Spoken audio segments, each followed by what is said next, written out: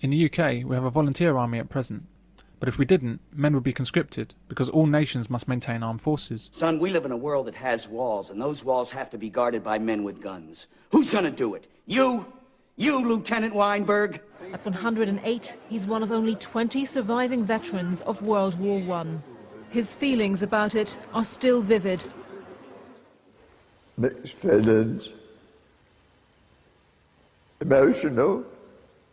When you see so many men are given so much. As bad as war is, anybody that's been to war, they don't want it again.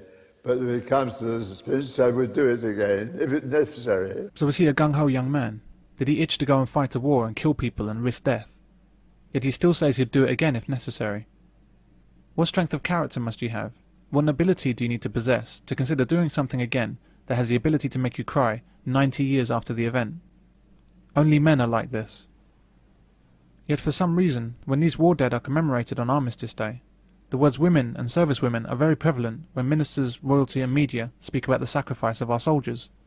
Each one representing a British or Commonwealth serviceman or woman. I wear a poppy in memory of servicemen and women who've lost their lives. With memorials to 1,700,000 men and women of Britain and the Commonwealth. British and American servicemen and women to have laid down their lives. Meanwhile, the men that died are rarely referred to as men, but are instead soldiers, casualties, veterans and people.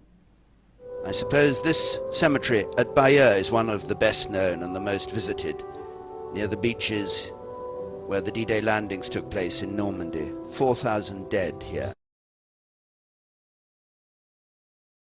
See what is almost a generation of people buried in this one site. We will remember them. 5.5 million British soldiers fought in the First World War. Today, only a handful remain. It's a travesty that the word men is avoided when honouring the millions of war dead who are exclusively male. And it pisses on the graves of truly brave and noble men when women are mentioned in the same breath as men when talking of sacrifice in war. Women do die in war zones, but this occurs despite the best efforts of the military to keep them safe from harm. It's only men that are put directly in harm's way.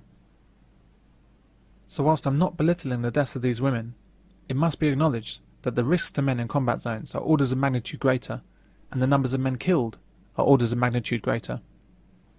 When Prince Charles told a story of bravery and sacrifice in the war, he passes over any mention of the myriad ways in which 25 million men met their deaths, and instead chooses to focus on how a few women were killed. I wish to say that the conduct of all the girls was most courageous.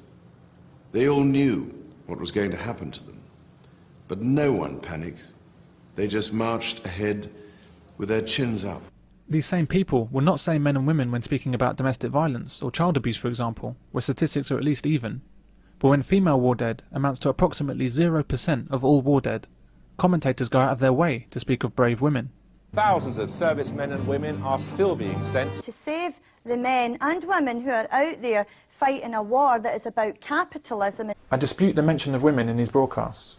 Women have not proven themselves brave. Women in the military cannot be compared to men. There's no need for that, sir. If your boys don't get that chopper in 4 hours, our boys go in and blow it away.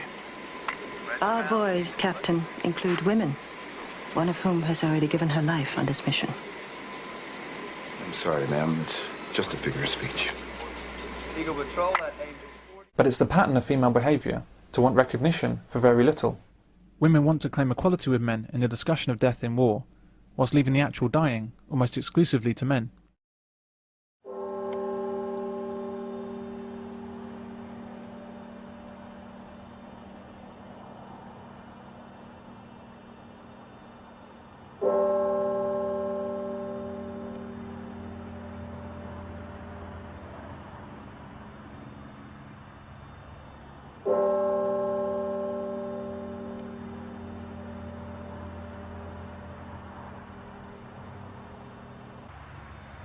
This is the only Second World War cemetery here in England.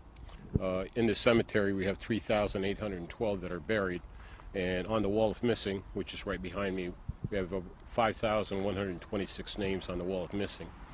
Majority of the that are buried here were actually stationed here in England and flying missions to the continent area. And we do have infantry that are also buried here, but they were here mainly from casualties, mainly from being interned at the hospitals here and probably died while they were being treated for wounds. Could you give an idea of the proportions of men and women that are buried here, the servicemen and women, or what are the numbers? Well, the women that are buried here are 13, and the rest are all, you know, they're connected with the Red Cross. So how would the Red Cross have died during this period? Accidents mostly, and in relationship to the war. I would say mostly by accidents.